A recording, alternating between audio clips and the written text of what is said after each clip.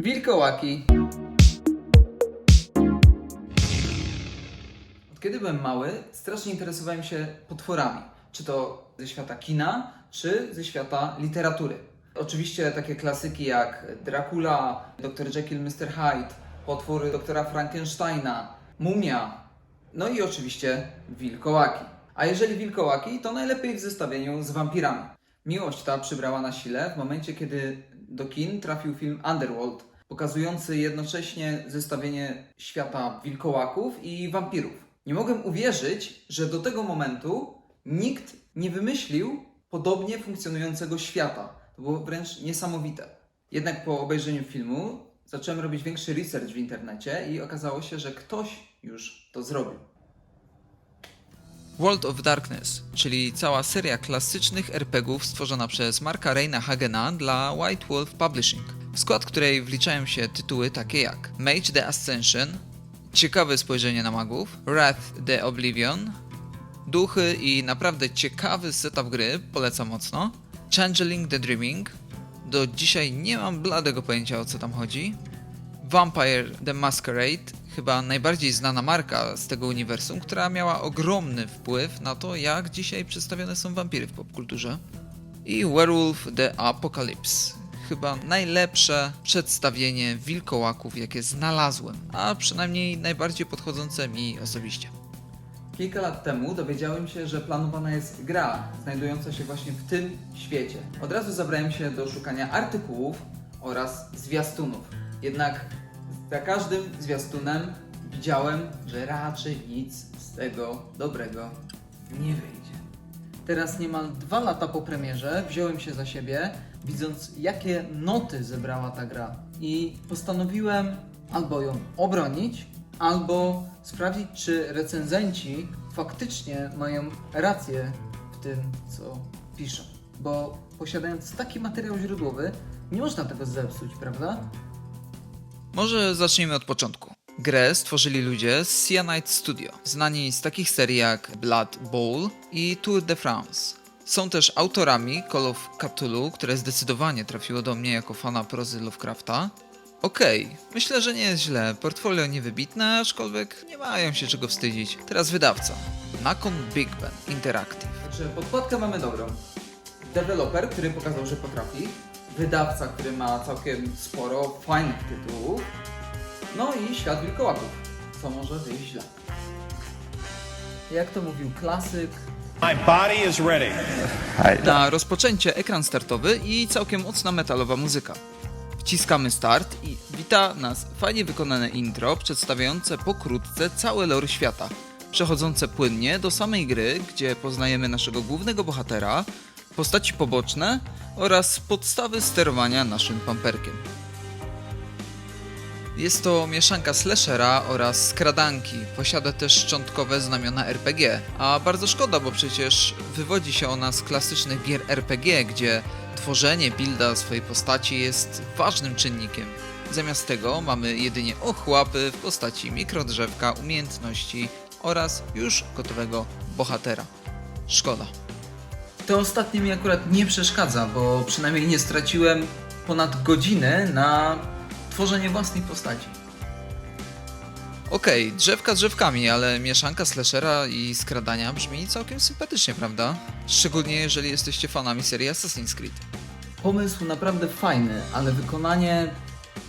Nawet nie wiem jak opisać, co się tutaj dzieje. Generalnie cała gra sprowadza się tylko do tego samego. Już wam pokażę. Bierzemy misję od dziada albo od dziadów. Idziemy do bazy wroga. Próbujemy wykonać misję po cichu, aby nie zwrócić na siebie uwagi. Nie udaje nam się, więc robimy rozpierdol na całego na danej arenie. Pokonujemy wszystkich, alarm milknie i kolejna arena. Próbujemy zrobić to po cichu, nie wychodzi, rozpierdol, alarm milknie i tak aż do końca misji.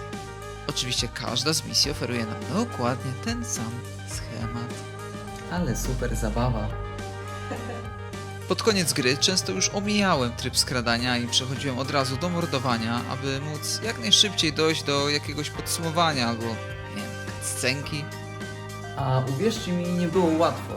Nie wiem jak to ująć. To nie jest ze względu na poziom trudności, a bardziej ze względu na sterowanie, które jest gówniane.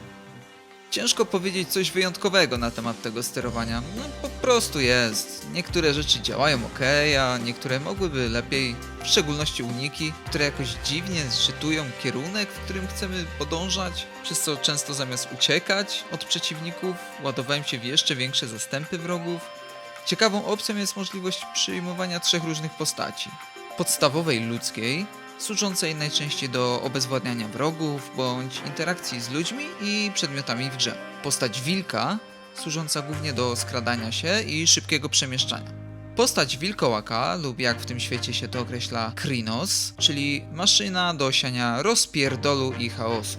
Tak więc, mając 3 formy do wyboru, na starcie olałem formę ludzką na rzecz formy wilka, która jest szybsza, zwinniejsza, wyżej skacze i jest mniej zauważalna przez przeciwników. Oczywiście naprzemiennie korzystając też z formy Krynosa. Formę ludzką używałem tylko i wyłącznie podczas interakcji z przedmiotami lub osobami, no albo w wymaganych sekwencjach.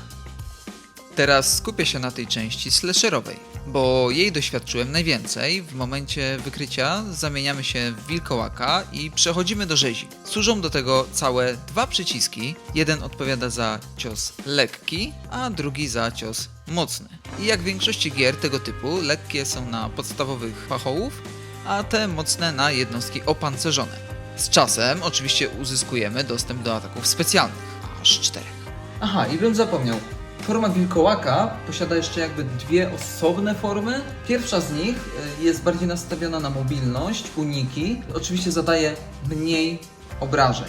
Druga forma zadaje więcej obrażeń, za to jest mniej mobilna. Ja przez większość gry korzystałem z tej pierwszej formy, jako że wrogów na każdej z aren jest mnóstwo, są rozsiani po całej arenie, więc dzięki pierwszej formie mogłem szybciej do nich doskakiwać. Jest jeszcze super forma, nie wiem jak to nazwać. Po napełnieniu się paska Frenzy aktywujemy ją. Nasz Krynos wtedy zadaje większe obrażenia, jest szybszy oraz jego ataki są właściwie nie do przerwania przez przeciwników. W miarę rozwoju gry dostajemy możliwość wyposażenia naszego pamperka o coraz nowsze umiejętności bądź ataki specjalne, które często i gęsto przydają się w dalszych częściach gry. Na uwagę zasługuje leczenie i doskakiwanie do przeciwników. Do rozwoju drzewka umiejętności używamy punktów doświadczenia, które zdobywamy oczywiście poprzez walkę z przeciwnikami, jak i poprzez ciąganie duchów natury. Fabuła gry przedstawia nam 3 odwieczne siły. The Wild, siła tworząca coś z niczego w formie chaosu. The Weaver, siła, która ten chaos kształtuje w kreację, na przykład natura, jakieś rośliny, zwierzęta czy coś. The Worm, siła, która obraca całe stworzenie w nicość, niszczy bądź dąży, aby zniszczyć wszystko to, co powstało ze współpracy tamtych 2 sił. Wszystko dzieje się w świecie podobnym do naszego, z tym, że istnieją w nim wilkołaki, tak zwane garuby, które w tym świecie pełnią rolę swego rodzaju układu immunologicznego planety. Pomaga im w tej misji siła natury, Gaia, która jest ich przewodnikiem po świecie spirytualnym. Generalnie w całym świecie występują motywy szamańskie, takie spirytystyczne, spirytualne. Wracając do gry. Nasz główny bohater, Kahal oraz jego wilkołacze plemię, w skład którego wchodzi Ewa, Garu, która nie walczy, a jest hakerem, stary siwy dziad, który jest przywódcą stada i teściem Kahala, żona Ludmiła i córka Ida. Szykują się do ataku na siedzibę złej korporacji Endron, aby zakończyć jej działania niszczące środowisko. Na miejscu jednak okazuje się, że wpadają w zasadzkę, gdzie żona głównego bohatera zostaje zamordowana na jego oczach przez jednego z wilkołaków. Oczywiście nasz bohater wpada w szał i zabija jego mościa. W trakcie szału jednak zabija jednego z członków plemienia oraz o mało nie zabija dziada. W ostatniej chwili otrząsa się jednak i nie wiadomo dlaczego postanawia uciec z dala od plemienia, zostawiając dziada i swoją córkę bez jakichkolwiek wyjaśnień. I mamy timeskip, 5 lat. Oczywiście w wyniku kilku sytuacji Kahal spotyka się z powrotem ze swoim stadem i wraca do niego, aby pomóc pokonać korporację, z czasem też odbić swoją córkę z łap Endronu. Także fabuła też nie jest dobrą stroną gry. Jest to historyjka wymyślona chyba na szybko, sklecona na kolanie przez kogoś i służy ona tylko i wyłącznie temu, aby wyjaśniać, dlaczego za każdym razem wchodzimy na teren Endronu. Oczywiście dostajemy też kilka plot twistów, z czego większość jest przewidywalna. Jeden plot twist mnie zawiódł, bo przedłużył granie w ten tytuł, a ostatni, szczerze mówiąc, całkiem nieźle mnie zaskoczył. I mówię zupełnie szczerze, rzadko kiedy widuje się takie rozwiązania w grach. Tutaj oczywiście to rozwiązanie miało nas doprowadzić do dwóch różnych zakończeń, które jak zwykle rozczarowały. Mechanika nudna. Fabuła totalnie miałka. Więc jak się ma grafika? Tak samo jak reszta. Rozczarowuje, widać, że najwięcej pracy spędzono nad wyglądem głównego bohatera, reszta postaci to totalne kukły. Postać Ewy wygląda jak nieoteksturowany model. Stary dziad, jak stary dziad.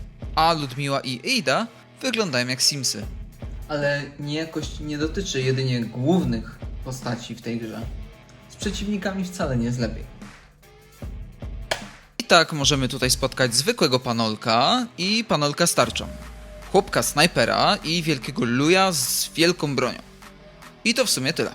Czasami zmiany dotyczą broni, którą trzymają nasi oponenci. Po pewnym etapie gry pojawiają się też mutanci. Ale z racji tego, że był to już moment, kiedy chciałem jak najszybciej skończyć tę grę, nie przyjrzałem im się za dobrze, jednak naliczyłem około 4 do 5 modeli. Oczywiście każdy z modeli powtarza się po kilka razy, także po około godzinie przestaje się zwracać uwagę na to, z kim się walczy. Ogromnym plusem są projekty potężnych duchów natury. Pierwsze spojrzenie na tego entopodobnego stwora i widać, że na miejscu jednak był ktoś, kto jest kreatywny. Jednak to, co jest wisienką na tym torciku, to animacje postaci. Proszę, omówmy je chociaż na szybko. Animacje to żart. Dziękuję. Ale serio, spójrzcie na tą gestykulację. Albo na to, jak porusza się nasz główny bohater.